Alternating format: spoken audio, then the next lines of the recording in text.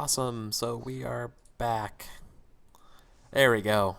Welcome back, everybody, to part two of Once Upon a Game, where me and two friends have decided to become Wayland Yutani and build better worlds together.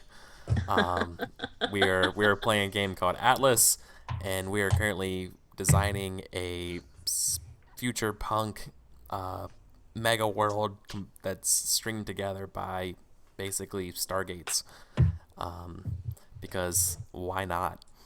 Um, so we just finished part one, where we started coming up with a couple things like the Altier District, which is run by truth-telling jellyfish, who are also incredible merchants, as well as a gas rush, an industrial gas rush on a diseased planet that gets everybody sick, and a gang-ridden space station so far that's connected into the mix. So who knows what we're gonna come up with for the next hour. So I'm your host. I'm Eric, and my friends Kelsa and Robert are here, and we're getting ready to begin again. So let's get back to map making and world building. Yay! Yay. I've got an addition if we're ready for that. Absolutely. Alright, I am going to add a small dwarf planet Ooh.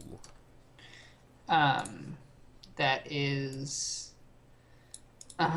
called, and I'm not gonna put a district in,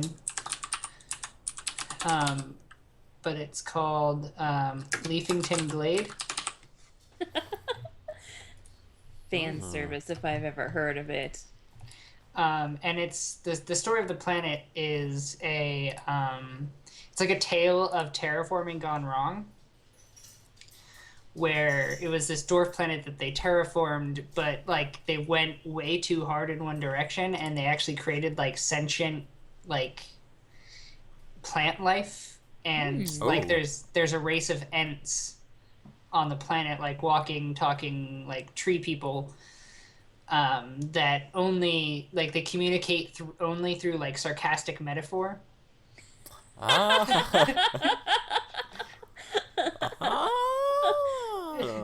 Okay. Cool. Yeah. I'm gonna add that here. I'm loving it. Oh gosh. Like, I want to add a detail to that, but it's so perfect as it is. Leafington Glade. Um, So that's its own district. Well, I mean, I didn't add any districts. You guys can Okay. add districts to it, but I just had the idea for the race that lived there.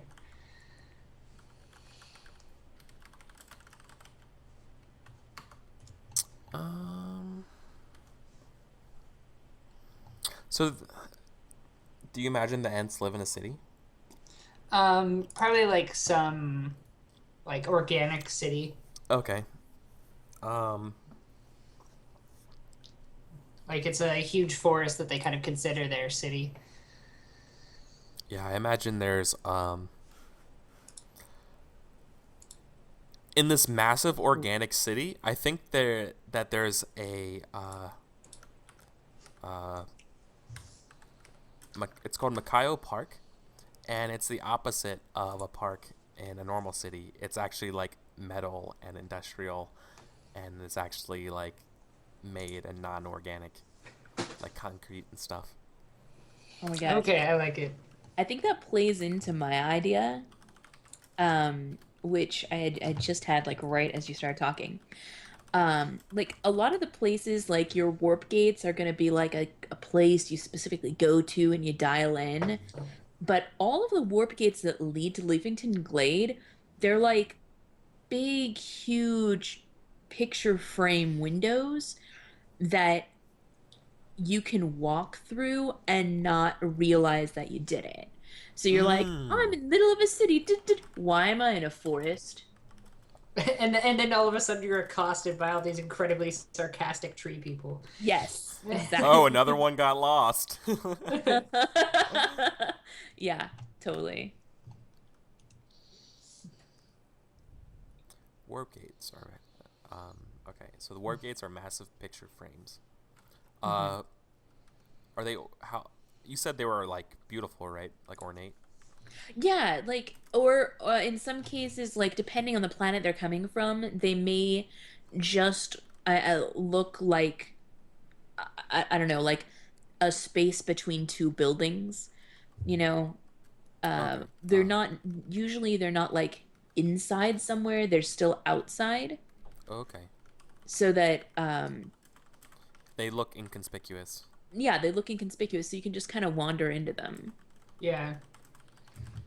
I wonder Awesome. if some planets like use Leafington Glade as their park, like as Yeah, their totally. as their set. Like you think you're walking into the park of like the Central Park of like New York, but you end up at like in Leavington Park. Yeah.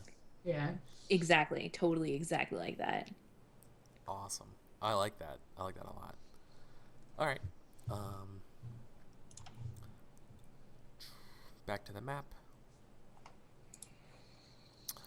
I'm going to add. Um,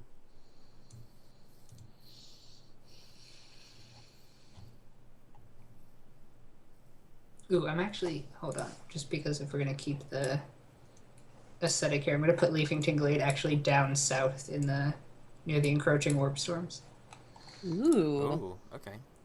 just because it's weird.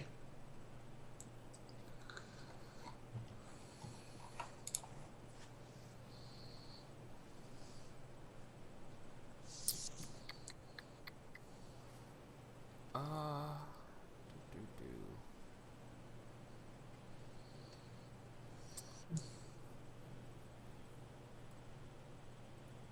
Coming up with stuff is hard. I've got something. All right. Go ahead. Yeah, okay. So this is gonna be towards Galactic East, and I think this is probably like again like a space station or maybe a series of space stations. Um, called um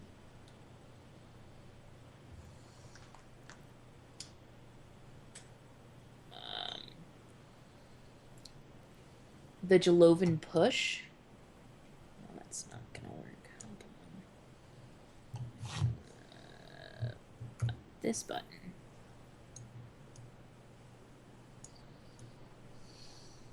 And they are basically um, the last the last place where spaceships are still like made and created, as they are the Jalovans. That's not a race, it's like a group that is basically trying to prove the impassable nebula is not actually impassable. Oh, that's cool. They're basically All they right. are a conglomerate of various races who are like piecemealing together various ancient spaceship technology in an attempt to try to get past the nebulas. Okay. Um,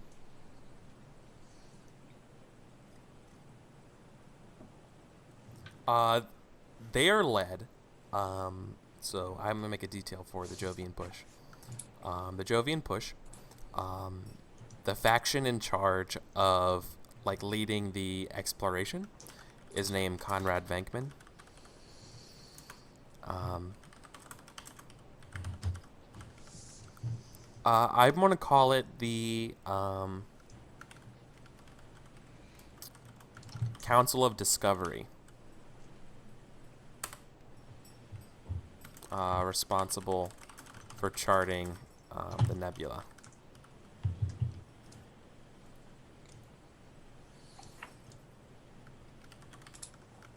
I'll put also Conrad Venkman as human in quotes. Yeah, like a guild of space explorers is exactly what I'm thinking of. Okay. Um, oh, can I add another detail? Sure. I mean, I'm fine with that. I mean, Um, sure, yeah. It's all part of the same detail. Wink. yeah, it kind of is actually. Yeah. Yeah. A lot of this is just like getting like if we were spitballing off of stuff, like feel Um, free. I'm saying the council is more than partially funded by Vespian gas. Um, what do you call it? Vespian gas. Returns, Return. Yeah, you know what I mean. investments. Dealings, right? I guess. Okay. But like, yeah, they're in that stuff, selling, profiteering off of it. Futures. Oh, okay. That's I'm thinking. I was thinking more Yeah. of like the nitty gritty than the Wall Streety. You know what I mean? Okay. Yeah. Than the derivatives market. Yeah. Um. Okay. Let me see if I have a detail. I think there's like I'm just gonna make a little thing for my detail. Good. Damn it, Leavington. So it's partially funded. Thank you. Um. I'm gonna say that there's a in like one of the spaceships that they've built. They do a tour that like there's like a space cruise kind of thing. Oh yeah, yeah, I like it. And it's called like the spaceship is specific. It's called the Kevorkian cruise. Oh man. Wait. How do you spell cruise in this situation? Is it with a K as well? Huh? Yeah. Okay.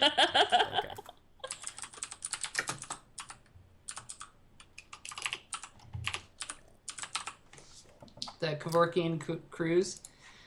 And there's a warp gate that they've like with this technology they've actually made like a very rudimentary warp gate just for this cruise because the cruise passes by the nebula and it's like super beautiful, and then the warp gate leads to like the very edge of like at where like of the void, and so you start out looking at like this beautiful nebula and then like and see the wonderfulness that is the universe, and then you see the death of the universe, like the end, the void, and it's supposed to be like this kind of like people do it as a like this is why we're alive kind of thing. Oh wow. Yeah. Okay. I wasn't expecting that angle on Kevorkian. Yeah. Okay. That's set up as a, That's a place, right? I guess. I mean, Yeah. Okay. kinda. Okay, that's kind of a place. Um. Yeah. Oh, okay. I got this one. This is led by the original founder and excommunicated member of the Council of Discovery.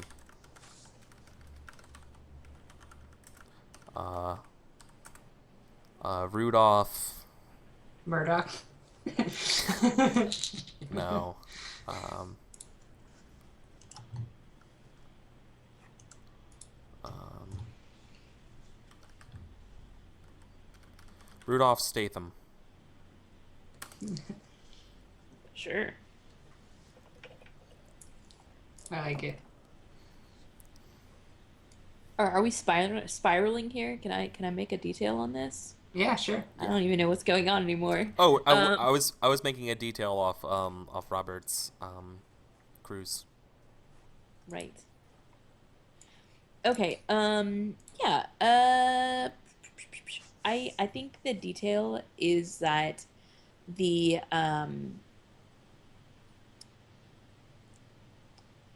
the crew of the cruise ship has to rotate after every tour, otherwise they go mad. Like they have to spend some time away from the tour because otherwise, like just the contrast of like seeing all of the beauty of the universe versus the nothingness The cosmic is like, existentialism. yeah, exactly. Like the first time you see it, it's like madly empowering. If you then Prolonged circle exposure. around and Yeah. see it as like a second time in a row, it starts to eat away at you. If you do it a third time, like just in a row without going and just getting back into the nitty gritty of things of like the real world, yeah, that's Yeah. where you start to go crazy. Terrors Yeah, of the warp. Yeah. yeah, that's kind of where I was going with the Kevorkian aspect to it. Is like there's a lot of the a lot of people do this to figure out whether or not they want to die, Yeah. Mm. and like it's a big problem for the crew. I like that. Okay. Now it's my turn to add something to the map. Um, let's go with. Can I add something to the map that's not a warp gate? Yeah, Awesome. Building, because I'm want to riff. I want to continue riffing on this. 'Cause this is a lot of fun. I'm gonna use this red brown, and there is a. How do I express it? I'm just gonna draw a bunch of specks. It is the remains of an expedition fleet that sits inside, like right on the border of the Impassable Nebula. That's like drifted back towards society, Mm. and this is called Venkman's Folly.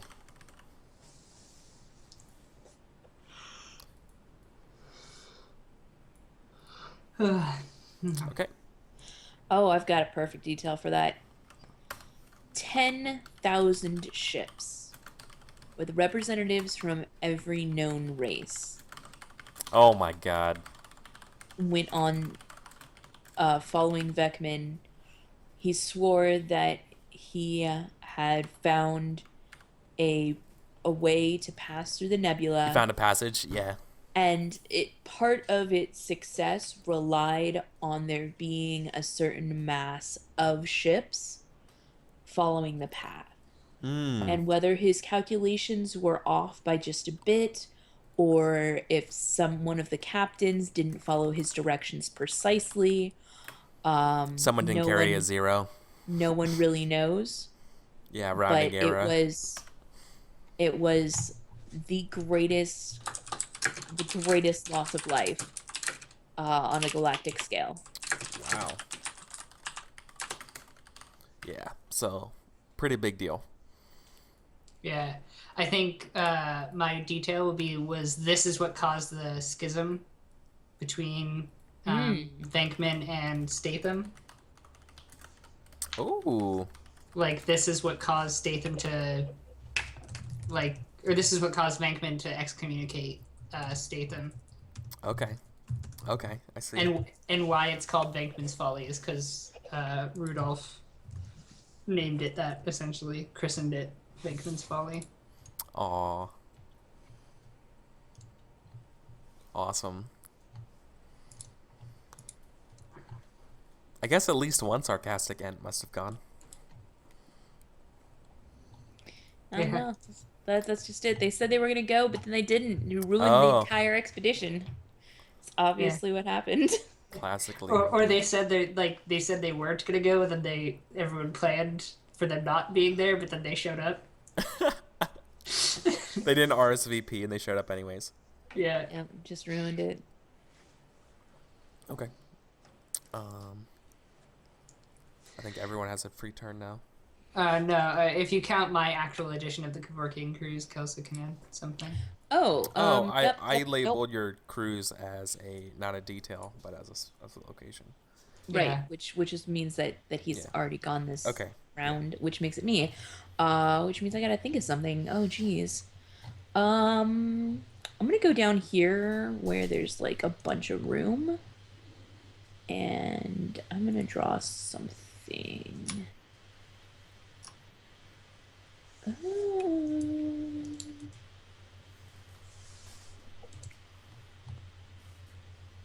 Don't do it. Okay, no. Just curb that one right in the butt. Nope. Yes, okay. Okay. I'm gonna do something reasonable. This is oh gosh, give me a good color. Lafin, Ooh. the space dragon. He's not really a dragon, but he's one of a sentient race of just creatures that are of such a huge size. It just blows the mind of most other sentient races. And there's like a city built on his back. Ooh. Like there's like an atmosphere, like his mass is enough to keep an atmosphere Yeah, that you can live on him. he's like the giant space whales Yeah. gonna. So what's the name of the Yes. city on the back of Um, Lafin, or is it just called Lafin? Which would I be think really weird. I mean, I don't think it's that weird because I think I mean, is the city also called? Does Lafin have like cognizance? yeah, he does. I think um I think the city is going to be it's currently called Companion. It was originally called something else, but then because when it was originally founded, uh it no one realized that Lefin was alive, like a thinking creature. They thought he was a really weirdly shaped asteroid or something. Oh. Um, and the the original city was, Colony X or asteroid uh Garbanzo Bean. But then eventually it was discovered that Lefin was actually a living thinking creature, but just existed on a scale so grand that it was mind-boggling. Like there was just a huge part of history of Companion was like discovering how to communicate with Lefin.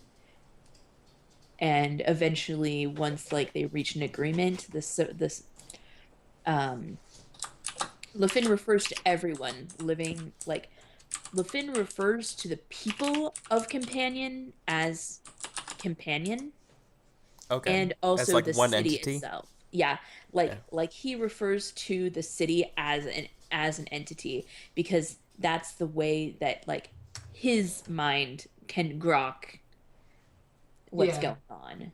yeah. I'm really channeling that one episode of Doctor Who. Yeah, totally. Yeah, with the giant space creature. Yeah. Space London. Hmm. Yeah.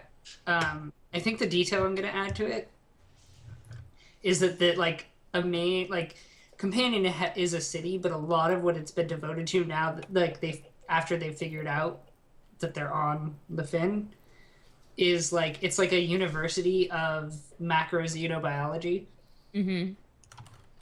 um,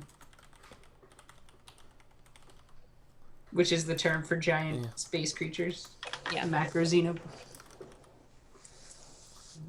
Okay. Um.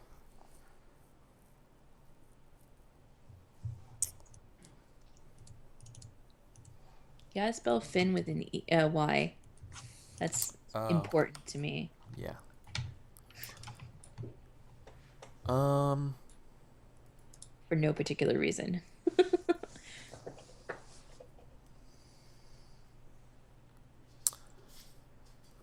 So does Companion have a warp gate? Yes, I think so. I like that in some weird future Like whoever built these warp gates built one on top of a space dragon.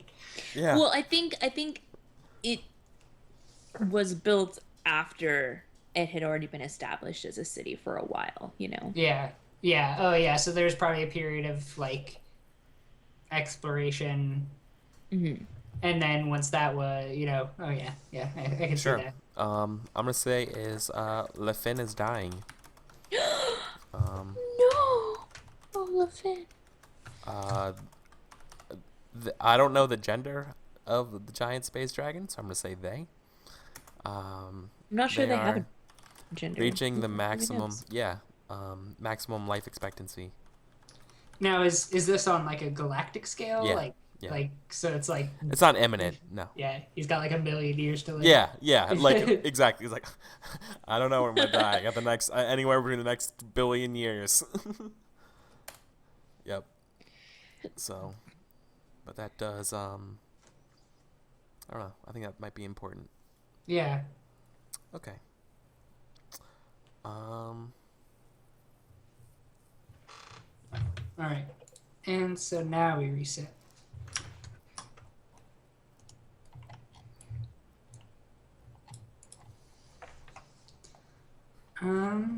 If I got one. Okay, go ahead.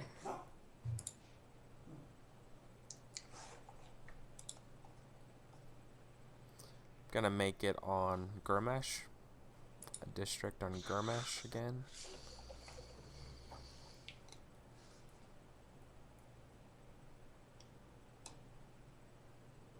How do I grab this square?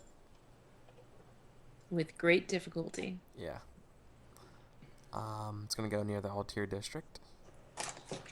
Um, and this one is going to be called.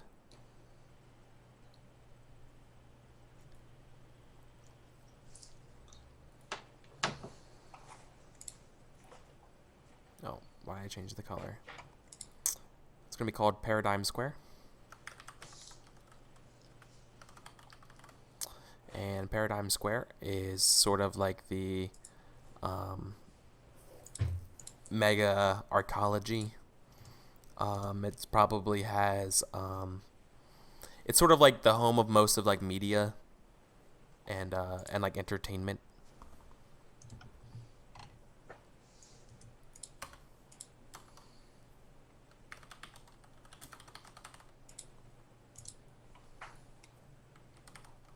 It's kind of like Hollywood. Yeah. Yeah. Okay.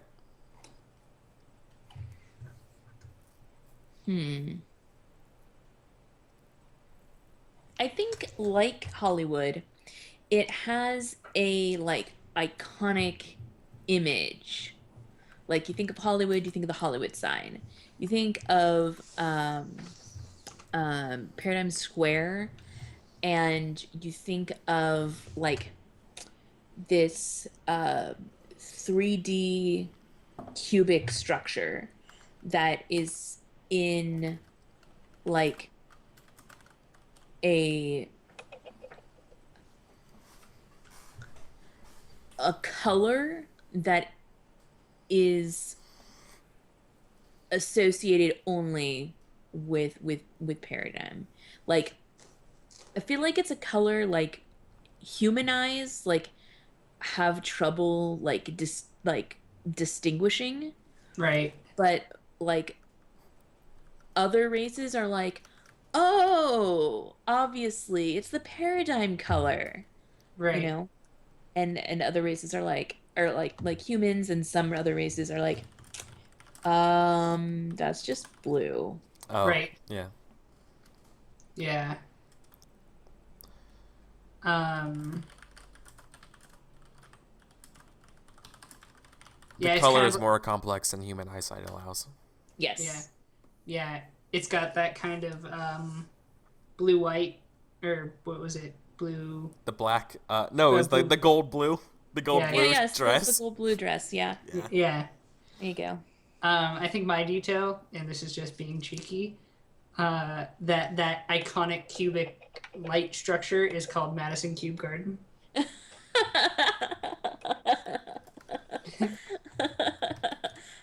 Sure. Yeah.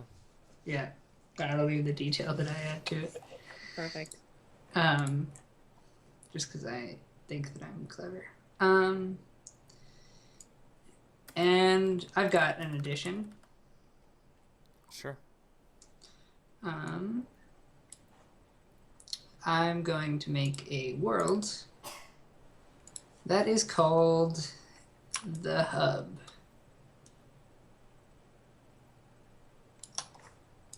I was just thinking about doing Yeah. exactly that, so obviously it was time. I was feeling it too with Paradigm, Yeah.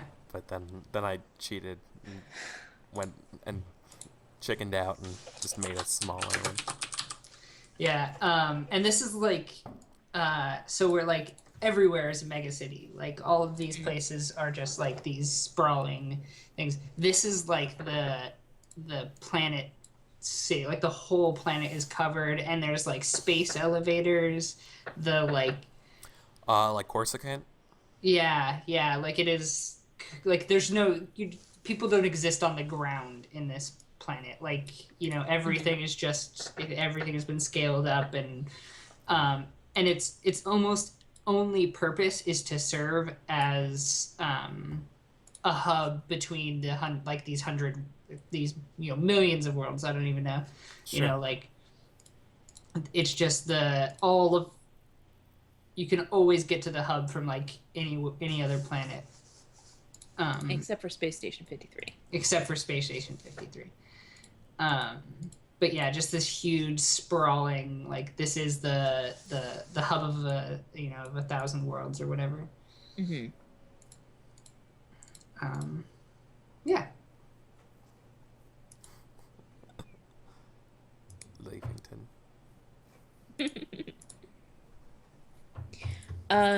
So I think the detail I want to add to this is that this was never a planet. Like it's an artificial planet. Okay. Like it's an artificial planet that was just built specifically to be this hub. There was never like a ground for it to be on. It's just all building all the way down. Yeah. Ooh. I think. You have another thing? Well, like I like the idea that it was like, it's like the ground is actually like a Dyson sphere.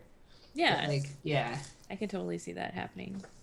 Artificial planet.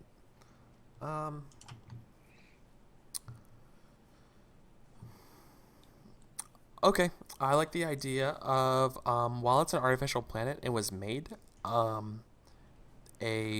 new type of life form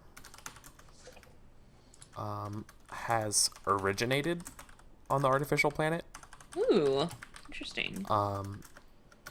And essentially it's sentient. How do I want to phrase it? It's like it's sentient doors, like for somehow like the various genetic scanners and things like that of people pressing their weird things on door handles, and the amount of data that doors have somehow came across, that now doors have become sentient in a way. That's really weird. Yeah, my original idea was toll booths, Yeah. but I like this. So like, what is a life for these sentient doors? Like, they always want to ask like get into like the business of whoever's going through them, because it's like, so it's a thing. Well, what are you doing? Hi, how's it going? It's like borderline it's like borderline dog, like it like tries to pick up like cues of people going through, like trying to Yeah. learn what they are like, and being like, whoa, oh my god, it's a person, and they're gone. It's a person. Oh my god, go through my door. Yeah, woo. Like so I guess they're not Excuse me. sentient. They're more Excuse me. like Excuse emotional. me. Excuse me. I think that's a crime. Excuse me. right? Like, and I'm thinking like they have different personality. Like you get the doors from Hitchhiker's Guide that are just like, huh. Whenever someone walks by them, just Yeah. yeah, Mm-hmm. walk right through me. Okay. Like the older a door gets, the more depressed it gets Yeah. because no one ever talks to it. Yeah, like it's like sort of the most common things that are used to start becoming emotional and have feelings. Okay, So I like it. I like it. And Yep. it's super gossipy yeah. because they don't Oh, Oh yeah. I because didn't even think of that. they don't get to move around and there's probably, I mean, in the trillions of doors on this planet, and Yeah. so they're just constantly talking to the ones next to each other. Like, in fact, it is probably like an information thing. Like you can send information incredibly quickly through doors. Uh-huh. Like if I need to get some bit of like, oh man, I know the fuzz is going to be somewhere across the planet. I'm gonna tell the door I walk into, like, hey, find, door district 35B, and they're like, yeah, yeah, we'll do that. And you just like you can't really hear it, but you just hear the constant flow of telephone game across the entire planet. I'm just picturing it like dominoes falling down. Right? Like, hey, did you hear? There's a guy. The fuzz is coming to 34B. Awesome. Oh, that's great. Okay. So I want to, what do I want to make? Oh gosh. I think we need more planets. Um, Always a good idea. I know, right? Um, this planet is gonna go over here, and it is.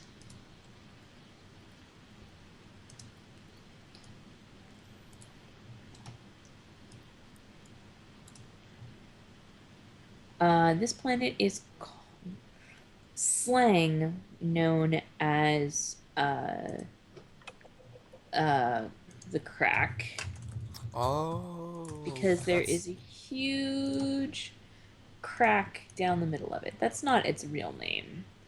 Like, but nobody refers to it by its real name because, why would you refer to it by its real name when you can call it the crack and everybody knows what you're talking about? Yeah, And there's like a bit of like a tourist industry of people who want to come out here and just look at this. It's look like, at the crack. yeah, it's like the Grand Canyon on steroids. That's a good way of putting it. Yeah. yeah.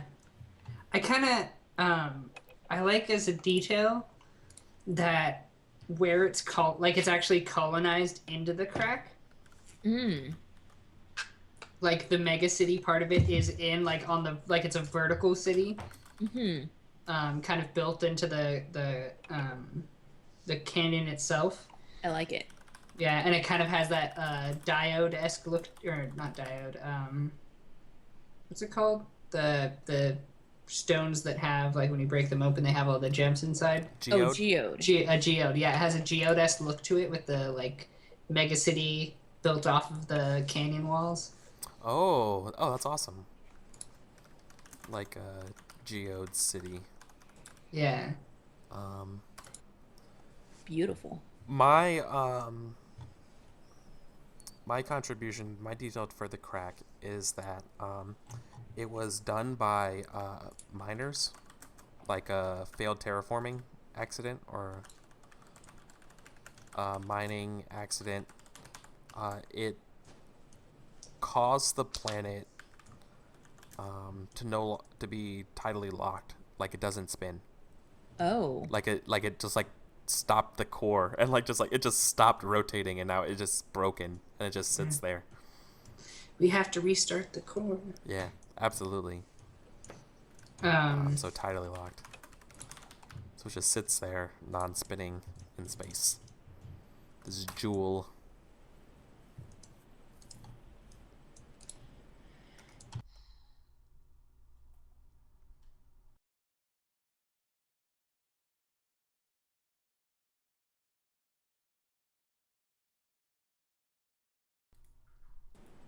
Have I been muted this whole time?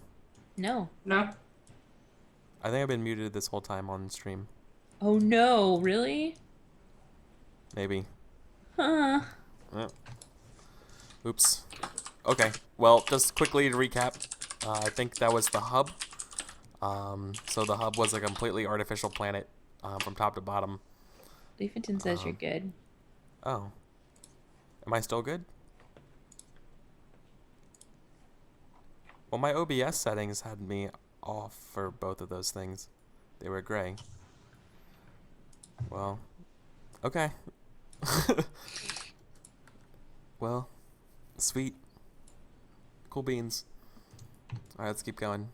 All right. I'm gonna say so. I'm gonna add something to. I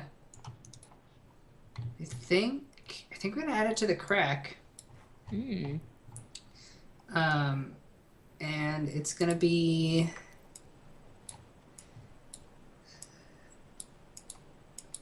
So tidally locked planets have the unfortunate quality of being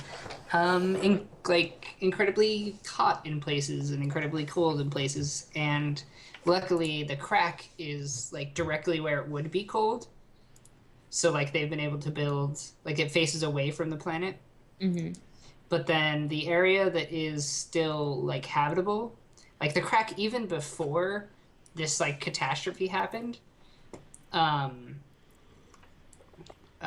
it was like it was a death planet. What do you mean by that? So like No life living on it? no, like all of the creatures and alien life that lived there were just like giant, huge megafauna that would just rip apart everything. Like Like killer planet. yeah, killer planet. And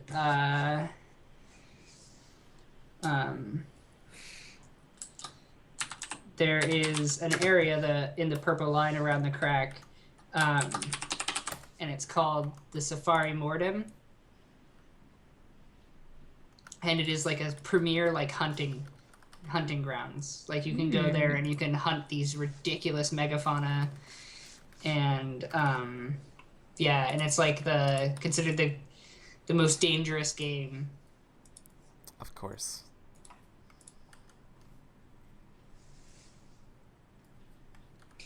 So I've got a detail for that. I would say when you sign up for that, you have to sign a waiver, because if you don't, you know that you might not come back. And in fact, more than 50% of the expeditions that are sent, that like go out there, don't come back. More than 50 And mortality rate, yeah. and despite that, people still sign up and keep going. Yeah, I like it. I'm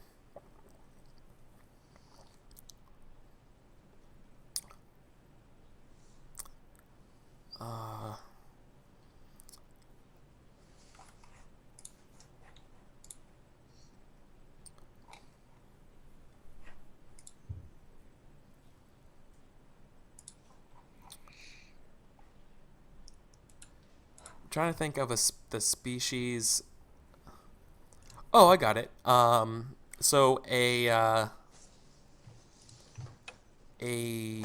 how do I phrase it then? Actually, a cousin, like a cousin species, like a species that's somewhat related to the Leafington Ents, runs the safari. Like tangentially related. Oh man, that might be why the mortality rate is so high. Oh, it's totally fine. Don't worry about Go it. ahead. Just sign away here.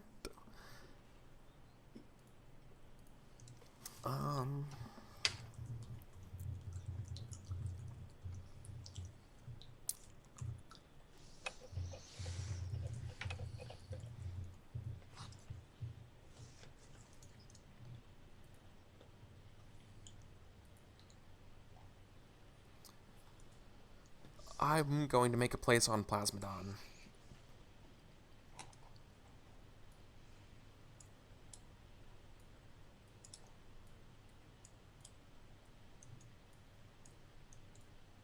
And it's a bunch of smokestacks and refineries. And it's called Refinery Row.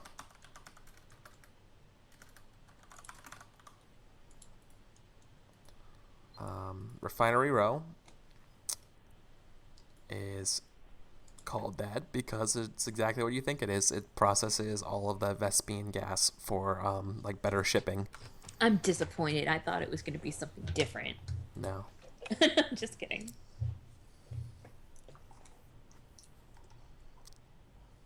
So that would be Plasmodon.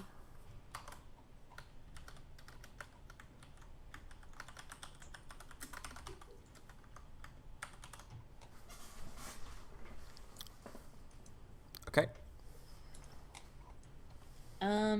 So a fact about Refinery Row is that the Vespian gas is so toxic that you can only use any specific refinery for 3 years tops, and then you have to build another one.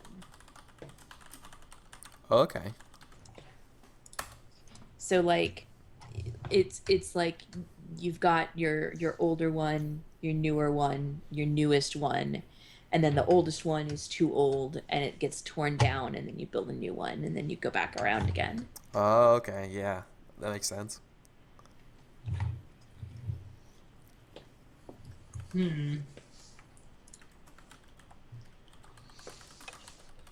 Yeah, and my detail is that there is like they don't necessarily have the like funds because there's not a whole bunch of money pouring in.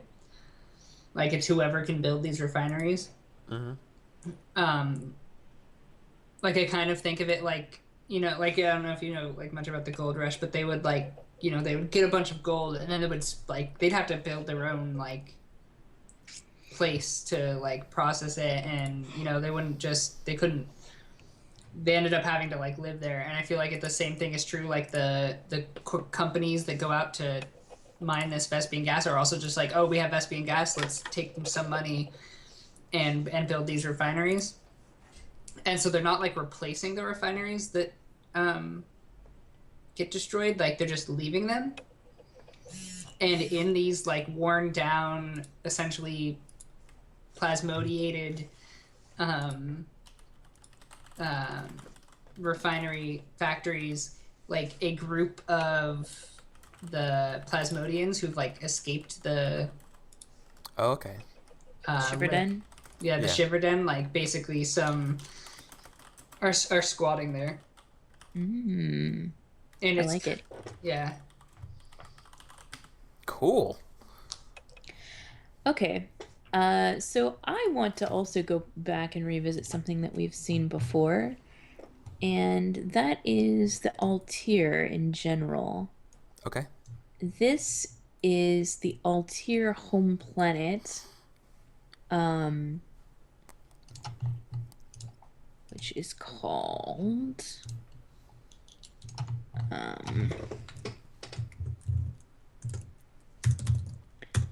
Mostier. Oh, geez, why will it not? Stupid. Mostier is the Altair home planet, and it is now like the entire planet is like a religious sanctuary. Ooh. Kind of like a Mecca, or Yeah, kind of like more like I'm thinking more like a Japanese temple. Like, okay. Oh, like yeah. it's not like Mecca where people travel there and it's crowded. Like the Emperor's Shrine or whatever. Yeah, it's more like that, where there are very few monks who stay there and maintain it, and only a small dedicated number of people come through, and usually it's not like super overcrowded, you know. Yeah. I I think a detail I'll add to that is that though there's a small like, and I'm we're talking like maybe like on the whole planet there might be like 100 Altir that actually maintain this temple, but the temple itself is huge. Like Hmm. it is just it's like the size of a mountain itself. Hmm. Is this like monastery built into the home planet? And so like anybody who does go there could wander for years and not see another Altir or see anybody. Yeah. And like that's part of the culture of like if you're there, you might it's technically solitary, like be your solitary monk because you don't have anybody else to interact with. Hmm. Yeah. Um, hmm. Another fact about the Moss tier is that they are. I'm not sure this is the right term. I don't want to say they're communist, but they're ascetic. Like they don't believe in wealth and trade, unlike like the other ones do. Mm. Like the Astier on the other planet do. Like So they kind of like give up worldly possessions, right? So like they're ascetic. so the Altir that live on Mostier Yeah, the are Altier that live on the monks, yeah, the the monks that live in Altirian the monks. monastery. Yeah, they're Okay. completely ascetic and um, just have no um, I don't know. They're like philosophically against the wheeling and dealing and stuff of the Altier and on the Altier district. Hmm.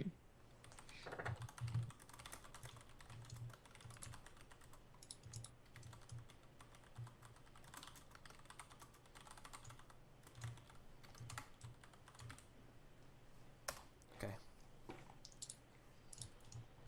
Cool. All right. I'm going to add and this is going to be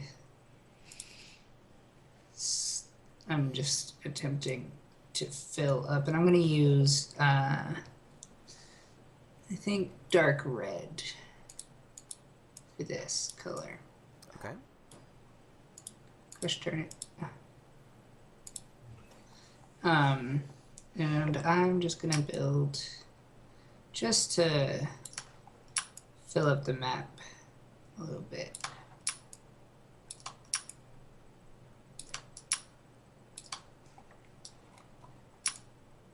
So there's these kind of like they're not necessarily smaller in size, Mm-hmm. but there's just like hundreds and hundreds and hundreds of these planets that they're called collectively the hive worlds. Mm. Ooh.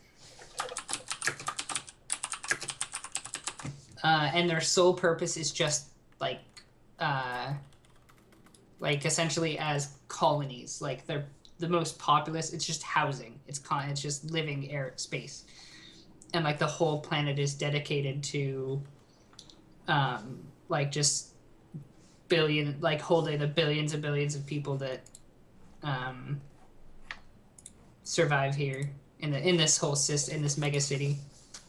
Okay. Okay. Okay. I, So they're I like a planet version of a mega like apartment. Yeah, exactly. Like each one is considered its own collective thing. Okay. Like it's like yeah, it would be like my apartment complex. You know, it's that equivalent. Yeah. Like you know, Got it. Got it. Cool. so I've got the most important detail for that, and that is even though there's just a huge world and all of it is housing, the most important thing to consider is that there's always mass transit to a uh, multiple teleportation stations throughout the planet.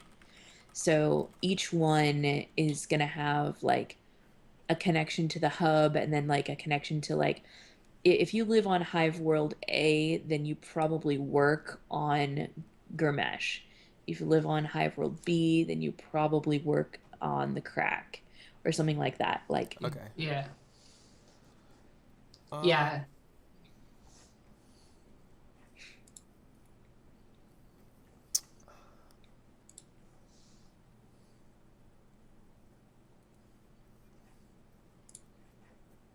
I'm trying to think.